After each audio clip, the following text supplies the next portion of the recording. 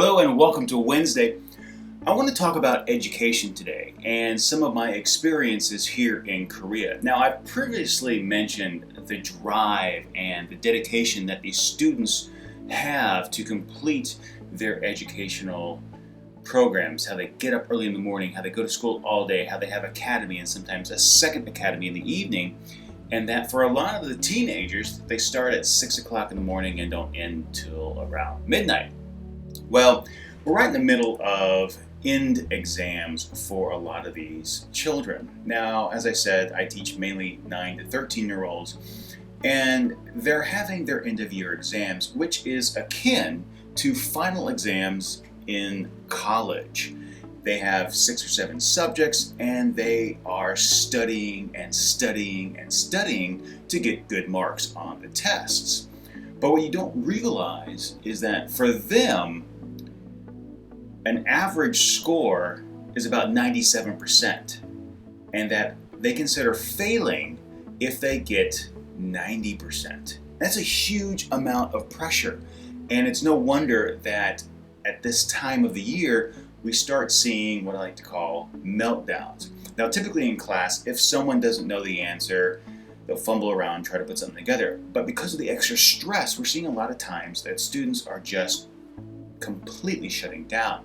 I had a student the other day, and it's actually one of my more diligent students, not necessarily the best, but a very diligent student who's really trying to do his best and has one of these long days.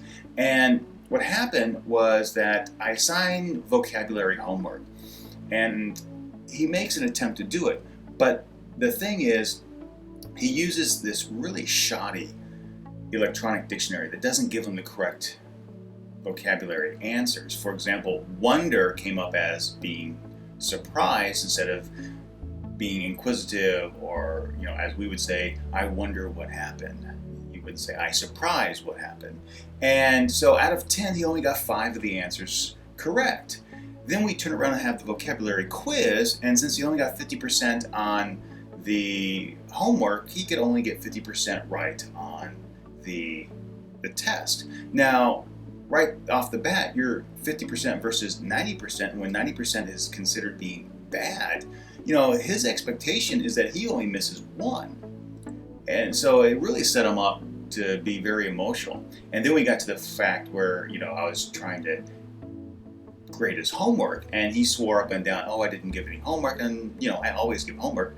But what happened was he forgot about it. When he looked in his book for the assignment, it was there, and he didn't do it. And at that moment, he just shut down. He started crying for about 10 minutes, and I had to stop class. I took the other student out of the room because, he doesn't really need to be there in the first place because he's not at that level, and it's really just a placeholder until we can get another student at his level for him to be in class with. But besides the point. So I, spent a good 10-15 minutes with this one student, counseling him, letting him know that I appreciate that he's trying his best, that he's putting forward the effort. And, sometimes, life happens and you don't get the 90%, you don't get the 100%.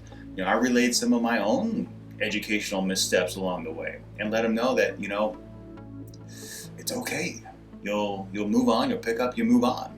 And, after about 10 minutes, 10-15 minutes, he was back in the mindset to continue with class. He wasn't exactly focused as he normally is, but hey, he did all right, and I was glad to see that he was able to pick up where he left off. He apologized to me, and I let him know no apology needed. It's just something that happens. It's life.